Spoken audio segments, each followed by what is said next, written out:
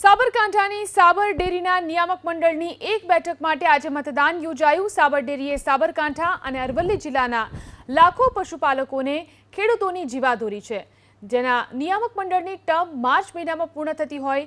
નવીન નિયામક મંડળ માટે ચૂંટણી જાહેરનામું પ્રસિદ્ધ થયું, જેમાં 16 બેઠકો માટેનું જાહેરનામું પ્રસિદ્ધ કરવામાં આવ્યું, જે પૈકી 15 બેઠકો બિનહરીફ થઈ હતી। જો કે અરવલ્લી જિલ્લાના માલપુર બેઠક પર ઉમેદવારો વચ્ચે સહમતિ ન થઈ।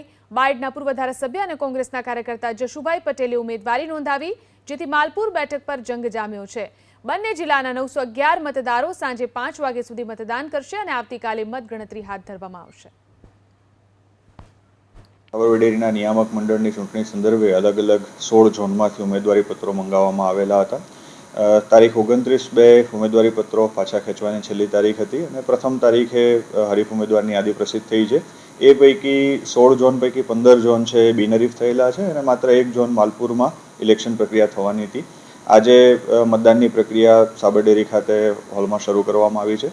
4 ઝોન દીઠ અમે એક બૂથ બનાવેલું છે, એ રીતે કુલ 4 બૂથમાં અત્યારે મતદાન પ્રક્રિયા શરૂ થઈ છે અને અંદાજિત 900 ઉપરાંત મતદારો છે આજે વોટિંગ કરવાના છે।